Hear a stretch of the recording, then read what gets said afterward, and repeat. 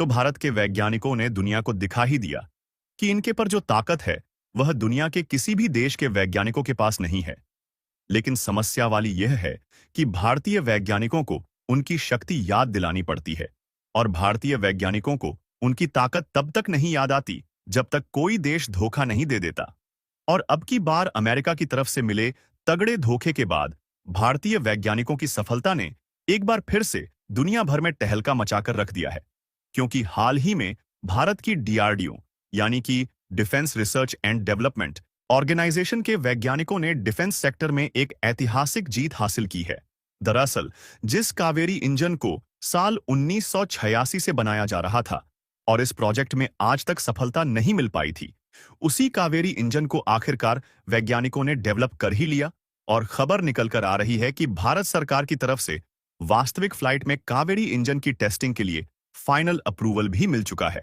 और इसी के साथ भारत भी उन चुनिंदा देशों की लिस्ट में शामिल हो चुका है जो कि अपने फाइटर जेट और फ्लाइट के लिए खुद इंजन बनाते हैं। यानी कि सीधी सी बात है कि अमेरिका जो लगातार भारत को धोखा दे रहा था और हमें मजबूरन इंजन खरीदने के लिए उनके सामने हाथ फैलाना पड़ रहा था, अब इसका झंझट पूरी तरीके से खत्म होने वाला है। और अब भारत ने उल्ट इनको ही तगड़ा झटका दे दिया है। पूरी अपडेट क्या है इस वीडियो में समझते हैं, लेकिन आगे बढ़ने से पहले इस वीडियो को लाइक करके चैनल को सब्सक्राइब जरूर कर लीजिए, क्योंकि आपके लिए तो ये 1 सेकंड का काम है, लेकिन इससे हमारी काफी बड़ी मदद होती है। असल में अमेरिका लगातार भारत को फाइटर जेट्स के इंजन देने के नाम पर धोखा देने में लगा हुआ था, और इसी ने भारत के वैज्ञानिकों को अपनी ताकत दिखाने पर मजबूर कर दिया। और जिस तरीके से भारतीय वैज्ञानिकों ने अब की बार अचानक से सफलता हासिल की है, ऐसे में कहते हैं कि जब भारतीय वैज्ञानिक कुछ बनाने की ठान ले तो उनकी चाय की चुस्की में भी कोई ना कोई नया इनोवेशन जरूर होता है। लेकिन बस भारतीय वैज्ञानिकों को उनकी ताकत याद दिलानी पड़ती है, और जब तक कोई तगड़ा धोखा नहीं मिलता तब तक किसी चीज में जल्दी सफलता नहीं मिलती। और देखा जाए तो हाल ही में जो घटना सामने आ रही है, ऐसा ही शानदार माजरा एक बार फिर से देखने को मिल रहा है। असल में हुआ यह है कि भारत को दुनिया के सबसे पावरफुल देश की लिस्ट में गिना जाता है, फिर चाहे मिलिट्री और डिफेंस पावर हो या फिर अर्थव्यवस्था की बात हो। इन सभी में भारत टॉप कंट्रीज की लिस्ट में अपनी जगह बनाए हुए हैं। यहां तक कि 2024 के सितंबर महीने में जब एशिया पावर इंडेक्स ने भारत की इकोनॉमिक ग्रोथ, फ्यूचर पोटेंशियल और वैश्विक कूटनीति को देखा, तो एशिया के जो मोस्ट पावरफुल कंट्रीज है उसमें भारत को तीसरे स्थान पर कर दिया गया और जापान को चौथे स्थान पर, जबकि पहले भारत जापान से पीछे था। लेकिन आप भी जानकर सोच में पड़ जाएंगे कि जिस तेजी के साथ भारत ग्रोथ कर रहा है, उतनी ही ज्यादा भारत को गिराने की साजिश भी खेली जा रही है। और भारत को गिराने की साजिश भी ऐसी जिसको सबके लिए समझना आसान नहीं है। लेकिन फिर भी आसान शब्दों में समझने के लिए आप लोग हमारी बातों पर ध्यान दीजिए। देखिए, भारत की सैन्य शक्ति इतनी ज्यादा है कि बड़े बड़े देश भी भारत से टक्कर लेने की कोशिश नहीं करते। लेकिन यदि भारत के बगल में चीन और पाकिस्तान जैसे देश हैं, और यह दोनों देश लगातार अपनी सैन्य शक्ति बढ़ा रहे हैं तथा अपने सैन्य बेड़े में आधुनिक लड़ाकू विमान शामिल कर रहे हैं, तो इनको हल्के में लेना भविष्य में भारत के लिए ठीक नहीं होगा। क्योंकि हमारे एयरफोर्स के पास फ्रांस से खरीदे गए राफेल और रूस से खरीदे गए सुखोई के साथ साथ मिग-29 और स्वदेशी तौर पर बनाए गए तेजस जैसे ताकतवर लड़ाकू विमान तो है, लेकिन इसमें से कई लड़ाकू विमान एक्सपायर होने वाले हैं। इसलिए हमारा प्लान है कि कुछ लड़ाकू विमान को हम दूसरे देशों से खरीद लेंगे, और साथ ही भारत के पास जो तेजस है उसको बनाने का काम आज से लगभग 2.5 साल पहले ही तेज कर दिया गया। वैसे तो भले ही भारत की कंपनियां तेजस जैसे ताकतवर फाइटर जेट को बना रही थीं, लेकिन उसमें जो लगने वाला इंजन है उसको हम लोग अमेरिका से ले रहे थे, क्योंकि भारत ना जाने कितनी कोशिश कर चुका है, लेकिन अभी तक फाइटर जेट इंजन बनाने में सफलता नहीं मिली थी। इसीलिए जो नए वेरिएंट वाले तेजस एयरक्राफ्ट भी बनाए जा रहा थे, उसके इंजन का ऑर्डर अमेरिका की जनरल इलेक्ट्रिक कंपनी को दिया गया था। लेकिन आप जानकर हैरान हो जाएंगे कि इस प्रोजेक्ट में 2 साल की देरी हो चुकी है, लेकिन अभी तक अमेरिका की कंपनी ने भारत को एक भी इंजन की सप्लाई नहीं किया।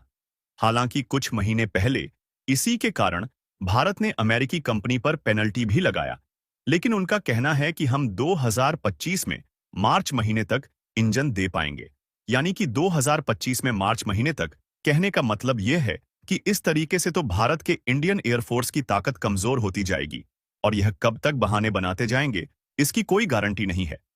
इसीलिए जब 2 साल के इंतजार के बाद भी तेजस फाइटर जेट के लिए इंजन नहीं मिला, तो डीआरडीओ के वैज्ञानिक भी इंजन को एक बार फिर से डेवलप करने के लिए हाथ धोकर जुट गए। और भारत जो इंजन बना रहा था, उस इंजन का नाम था कावेरी इंजन। और इसी इंजन को अमेरिका की कंपनी के धोखे के बाद कुछ महीनों के भीतर सक्सेसफुली डेवलप कर लिया गया है, और इसकी फ्लाइट में टेस्टिंग के लिए भारत सरकार ने फाइनल अप्रूवल भी दे दिया है।